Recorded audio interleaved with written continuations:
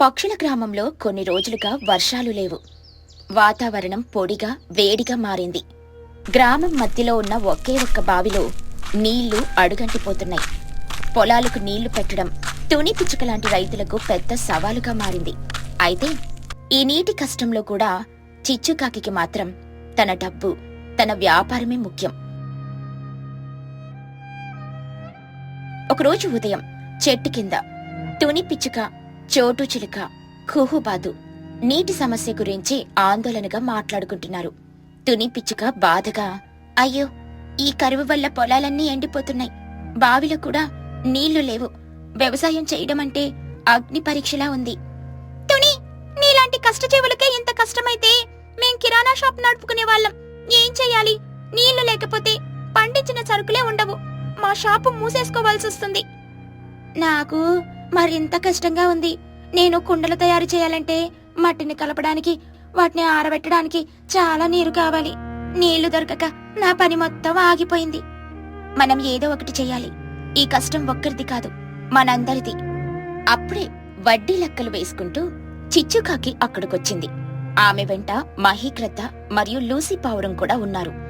చిచ్చుకాకి నవ్వుతూ, అయ్యో, మీ సమస్య గురించి వింటుంటే నాకు చాలా బాధగా ఉంది. కానీ ఏం చేస్తాం, నా వడ్డీ వ్యాపారం బాగానే నడుస్తుంది. డబ్బుంటే సిటీకి వెళ్లి నీళ్లు కొనుక్కోవచ్చు కదా. చిచ్చు, నువ్వు ఈ కష్టం గురించి మాట్లాడుతుంటే నీకు జోకులు గుర్తొస్తున్నాయా? మా కోళ్ల ఫారానికి కూడా నీళ్లు లేక కోళ్లు మేత తినట్లేదు. వ్యాపారం దెబ్బతింటోంది. అవును చిచ్చు, నా బట్టల షాపులో కూడా బట్టలు ఉతకడానికి, శుభ్రం చేయడానికి నీళ్లు లేక చాలా కష్టంగా ఉంది. నీకు డబ్బు మాత్రమే ముఖ్యం తప్ప మన కష్టాలు పట్టవా? చిచ్చుకాకి పిసినారి నవ్వుతో, నా కష్టాలు నావి, మీ కష్టాలు మీవి లూసీ. అయినా నేను నా డబ్బును ఆదా చేసుకున్నాను. మీరు కూడా చేసుండుంటే ఈ రోజు నీళ్లు కొనుక్కునేవాళ్ళు. తుని పిచ్చుక కోపంగా, చాలు చిచ్చు, నీ స్వార్థపు మాటలు మాకొద్దు. నీకు కొంచెం కూడా జాలి, మానవత్వం లేవా? నీ కొడుకు చిన్నుకాకి కూడా ఈ వేడికి, దాహానికి బాధపడుతున్నాడు కదా. మా చిన్ను చాలా తెలివైనవాడు. వాడు నీళ్లు తాగడానికి బదులు నీటి ఆవరిని పీల్చుకోవడానికి కొత్త పద్ధతి కనుక్కుంటున్నాడు. ఆ రోజు సాయంత్రం పిల్లలు బుజ్జి పిచ్చుక, బన్ను చిలుక, చిన్నుకాకి కలిసి పాత బావి దగ్గర ఆడుకుంటున్నారు. బావిలో నీళ్లు లేకపోవడం చూసి చిన్నుకాకి కోపం వచ్చింది. చిన్నుకాకి బాధగా, అయ్యో, బావిలో ఒక్క చుక్క నీరు కూడా లేదు. నేనిప్పుడే మా అమ్మ దగ్గరకు వెళ్లి అడుగుతాను, నీళ్ళెందుకు లేవు అని. బుజ్జి పిచ్చుక సోమరిగా, నీళ్లు లేకపోతే మనమేం చేయగలం? నువ్వు ఆడుకోవడానికి బట్టకం లేకుండా వస్తావు కదా. బుజ్జే, నువ్వు మరేనా బావిలో నీళ్లుంటేనే కదా నీకు వండి పెట్టడానికి మీ అమ్మకు కుదురుతుంది. మొన్న చెప్పింది నిజం. మా అమ్మ పిసినారి కావచ్చు, కానీ ఈ నీటి కష్టం మనందరిది. నేను మా అమ్మతో గట్టిగా మాట్లాడాలి. చిన్నుకాకి వెంటనే తన తల్లి దగ్గరికి వెళ్లి నీటి సమస్య గురించి గట్టిగా అడిగాడు. అమ్మో, మన గ్రామంలో నీళ్లు లేవు. పాత బావి పూర్తిగా ఎండిపోయింది. నువ్వెప్పుడు డబ్బు ఆదా చేయడం గురించి మాట్లాడతావు కదా, మరి ఈ నీటి కష్టం గురించి నువ్వెందుకు ఆలోచించవు? ఒరే చిన్నగా, నువ్వు మరీనో, నా వ్యాపారం నాది, నీటి సమస్య ఊరిది. నేను నా నీటి కోసం నా డబ్బును ఖర్చు చేసుకుంటాను. అమ్మో, నీకు తెలుసా, తుని అంటే పొలాలన్నీ ఎండిపోతున్నాయి. కుహు అంటే కుండలు చెయ్యట్లేదు. నువ్వు ఎప్పుడు పిసినారితనం మంచిది అని చెబుతావు, కానీ ఈ రోజు నీ పిసినారితనం వల్ల గ్రామం మొత్తం బాధపడుతుంది. చిచ్చుకాకి కోపంగా, నువ్వు నా కొడుకువా లేక ఆ తుని పిచ్చుక కొడుకువా? నా డబ్బు నాకు ముఖ్యం. అమ్మో, నువ్వెంత డబ్బు సంపాదించినా నీళ్లు లేకపోతే ఆ డబ్బుకి విలువ ఉంటుందా? దయచేసి అందరితో కలిసి ఏదైనా ఉపాయం ఆలోచించు. చిన్నుకాకి మాటలు చిచ్చుకాకి మనసులో నాటుకున్నాయి. అప్పుడే తుని పిచ్చుక చోటు చిలుకతో కలిసి అక్కడికొచ్చింది. ఏంటి చిచ్చు, నీ కొడుకే నీకు బుద్ధి చెబుతున్నాడు కదా, అయినా ఇంకా మారవా?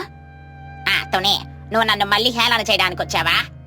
హేళన కాదు చిచ్చు, నీ కొడుకు మాటల్లో నిజముంది. మనమందరం కలిసి నది దగ్గరికి వెళ్లి నీళ్లు తెచ్చుకోవడానికి మార్గం ఆలోచిద్దాం. నది చాలా దూరం కదా, అక్కడికి వెళ్ళడానికి, నీళ్లు మోయడానికి ఎంత కష్టమో నా వల్ల కాదు. మహీకృత చిచ్చుకాకి దగ్గరికి వచ్చి, చిచ్చు, నువ్వెప్పుడు కష్టపడకుండానే లాభం పొందాలని అనుకుంటావు. కానీ ఈ రోజు మనమందరం ఒక్కటవ్వకపోతే మన గ్రామం మొత్తం వదిలి వెళ్లాల్సి వస్తుంది. చిచ్చు, నువ్వు దయచేసి మాతో కలిసిరా. నీ దగ్గరున్న డబ్బుతో, నీకు తెలిసిన వ్యాపార తెలివితో ఈ సమస్యను పరిష్కరించడానికి సాయం చేయగలవు. చివరకు చిన్నుకాకి బ్రతిమిలాడ్డం స్నేహితుల ఒత్తిడితో చిచ్చుకాకి మనసు మార్చుకుంది. అందరూ కలిసి ఊరి పెద్ద చెట్టు కింద సమావేశమయ్యారు. సరే, నేను నా డబ్బు గురించి ఆలోచించకుండా మీతో కలిసి పనిచేయడానికి సిద్ధం. నది చాలా దూరం కాబట్టి మనం అక్కడి నుండి ఇక్కడికి నీళ్లు తరలించడానికి ఒక డెలివరీ ప్లాన్ చెయ్యాలి. డెలివరీ ప్లాన్ అంటావా? ఎలా చిచ్చు? మనమంతా కలిసి డబ్బులేసుకుని ఒక పెద్ద ట్యాంకర్ను కొనుగోలు చేద్దాం. ఆ ట్యాంకర్ను నది దగ్గరికి పంపి గ్రామంలోని ప్రతి ఇంటికి నీటిని సరఫరా చేద్దాం. అమ్మో, ట్యాంకర్కి చాలా డబ్బు అవుతుంది కదా చిచ్చు. అవును, అంత డబ్బు మన దగ్గర ఉందా? అందుకే నేనున్నాను కదా. నేను నా దగ్గర దాచుకున్న డబ్బును వడ్డీ లేకుండా ఇస్తాను, కానీ ఒక షరతు. ఏంటా షరతు? మళ్ళీ పిసినారి పనేదైనా చెబుతావా?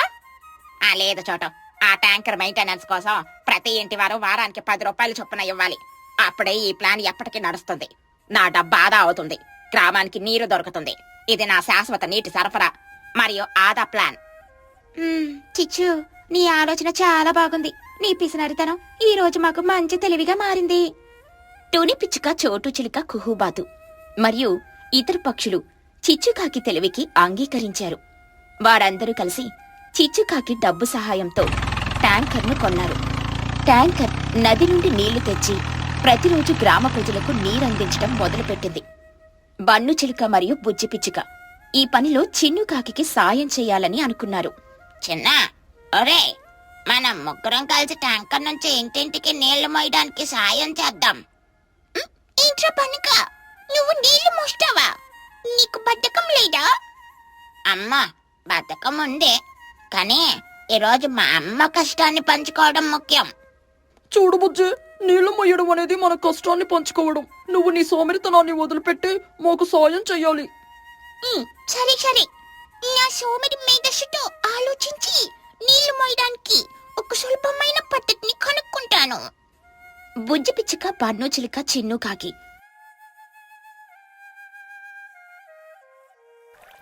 ముగ్గురు కలిసి తమ తల్లులకు ఈ పనిలో సాయం చేశారు.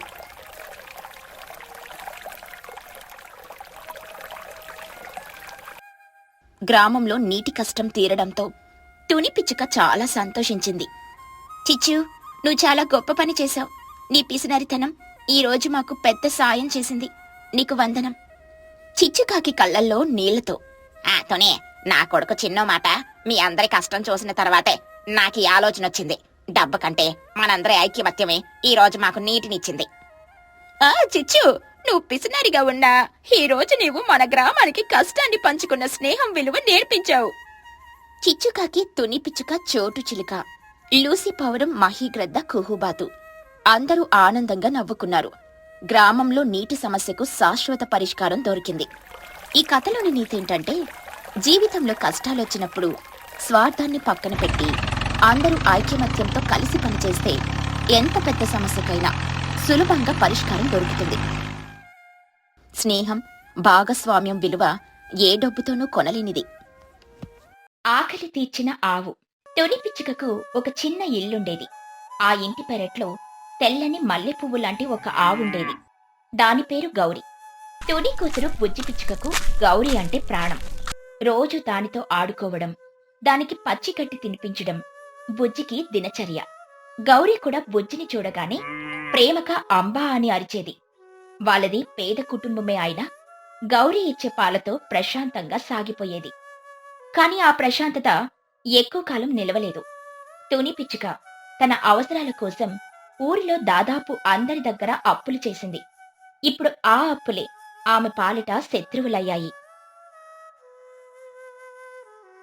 ఒకరోజు ఉదయం తుని ఇంటి ముందు అరుగు మీద కూర్చొని ఉండగా మహీగ్రద్ద తుని ఇంటి ముందు వచ్చి వాలింది. ఏం తుని, హాయిగా కూర్చున్నావా? నేనొచ్చి 1 రోజులు దాటింది. నేను ఊరికి తిరగడానికి రాలేదు. నా డబ్బులు ఎప్పుడిస్తావు? తుని పిచ్చుక కంగారుగా లేచి నిలబడి, రా మహి, రా కూర్చో, నీరసంగా ఉన్నావు. మహీగ్రద్ద కోపంగా, నాకు నీ మర్యాదలు అవసరం లేదు. నా డబ్బుల సంగతి చెప్పు. మహి, ఇంకొంచెం సమయం ఇవ్వు. ఈసారి పంట బాగా పండితే నీ అప్పు మొత్తం 1 పైసాతో సహా తీర్చేస్తాను. దయచేసి నన్ను నమ్ము. మహీగ్రద్ద పెద్దగా నవ్వి, నమ్మాలా? నిన్న ఈ మాటలు నేను చాలా సార్లు విన్నాను. ప్రతిసారి ఇదే పాట పాడుతావు. ఈ రోజు నాకు డబ్బు కావాలి, లేదంటే నువ్వుంటున్న ఈ ఇంటిని నేను తీసుకుంటాను. నా డబ్బులకు బదులుగా ఈ ఇల్లు నాది. తుని పిచ్చుక ఏడుస్తూ, అయ్యో దయచేసి అలా చెయ్యకు. ఈ ఇల్లు కూడా లేకపోతే నేను నా కూతురు ఎక్కడికి వెళ్ళాలి? మా మీద కొంచెం జాలి చూపించు. జాలి దయ అన్ని అప్పు తీసుకునే ముందే ఆలోచించాలి, ఇప్పుడు కాదు. అవన్నీ నాకు అనవసరం. వారం రోజులు గడువిస్తున్నాను. అప్పు తీర్చకపోతే ఇల్లు ఖాళీ చెయ్యి అని కఠినంగా చెప్పి వెళ్లిపోయింది. ఆ తర్వాత రోజు చోటు చిలుక వచ్చింది. తుని, బాగున్నావా? ఏంటి అలా ఉన్నావు? రాత్రి నిద్ర పట్టలేదా? నీ ముఖం వాడిపోయింది. ఏం చెప్పమంటావు చోటు? నిన్న మహి వచ్చి ఇంటిని తీసుకుంటానని బెదిరించి వెళ్లిపోయింది. నాకేం చెయ్యాలో అర్థం కావడం లేదు. రాత్రంతా అదే ఆలోచన. అయ్యో అలాగా? చాలా కష్టంగా ఉంది నీ పరిస్థితి వింటుంటే. నాకు కూడా బాధగానే ఉంది, కానీ ఏం చేస్తాను చెప్పు. నా పరిస్థితి కూడా బాగాలేదు, అందుకే వచ్చాను. నా డబ్బుల సంగతి ఏం చేశావు? నాకు అర్జెంటుగా డబ్బు అవసరం ఉంది. చోటు, నా దగ్గర ఇప్పుడు ఒక్క పైసా కూడా లేదు.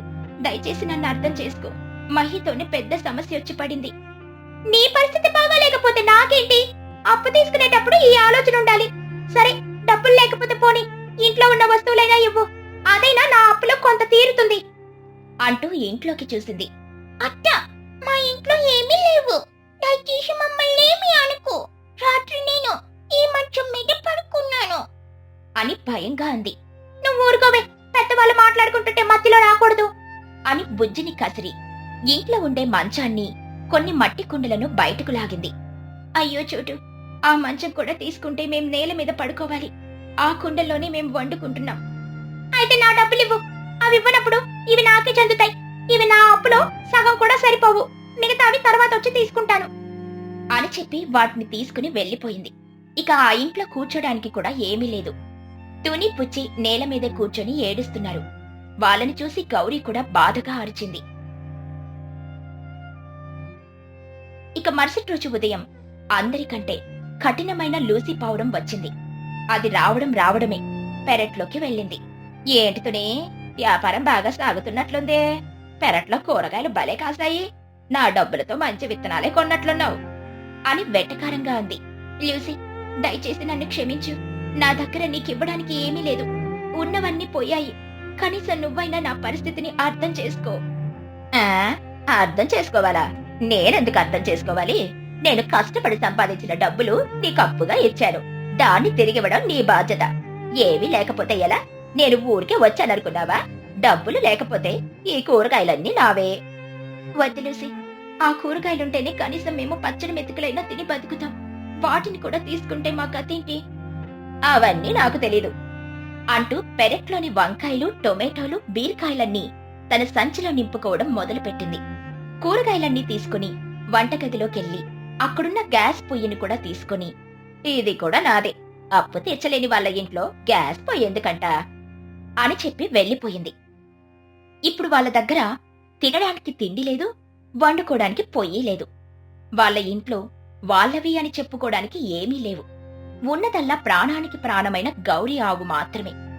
ఇక మనం ఈ ఇంట్లో ఉండలేం, ఎవరొచ్చి ఏమంటారోనని భయంగా ఉంది అంటూ గౌరిని తీసుకుని ఊరి చివరున్న చెట్టు కిందకు చేరుకుంది. ఆ చెట్టు నీడే వాళ్లకు ఇల్లయింది. గౌరీ ఇచ్చే పాలను అమ్ముకుంటూ వచ్చిన కొద్దిపాటి డబ్బులతో కడుపు నింపుకుంటూ అతి కష్టంగా రోజులు గడపడం మొదలుపెట్టారు. ఒకరోజు సాయంత్రం వాళ్ళు చెట్టు కింద కూర్చుని ఉండగా చిచ్చుకాకి అక్కడికొచ్చింది. ఆహా, ఎక్కడ దాక్కున్నారా? ఇల్లు విడిచిపెట్టి పారిపోతే అప్పు తీరిపోతుందనుకున్నావా తుని? చిచ్చు, దయచేసి నన్ను క్షమించు. నా దగ్గర ఏమీ లేదు. ఈ గౌరీ పాలమ్ముకుని నీ అప్పు కొంచెం కొంచెంగా తీర్చేస్తాను. ఇదొక్కటే మాకు ఆధారం. నీ కబర్లాపు. ఈ ఆవు పాలమ్మి నువ్వు నా అప్పు తీర్చేదెప్పుడో. నాకు నా డబ్బులు ఇప్పుడే కావాలి. నువ్వివ్వలేవు కాబట్టి నీ అప్పుకు బదులుగా ఈ ఆవును నేను తీసుకుని వెళ్ళిపోతున్నాను. చిచ్చు, నా ప్రాణం తీసుకో, కానీ గౌరిని మాత్రం తీసుకెళ్లకు. ఇది మా కుటుంబంలో ఒకటి. నా కూతురు దాన్ని విడిచి ఉండలేదు అని గుండెలవసేలా ఏడ్చింది. కాని చిచ్చుకాకి మనసు కరగలేదు. బలవంతంగా దాన్ని తీసుకుని వెళ్లిపోయింది. గౌరీ వెళ్తూ వెళ్తూ వెనక్కి తిరిగి తుని పుచ్చిల వైపు దీనంగా చూసింది. ఆ రోజు నుండి వాళ్ల జీవితం మరింత దుర్భరంగా మారింది. ఆకాశం కూడా వాళ్ల మీద జాలి చూపలేదు.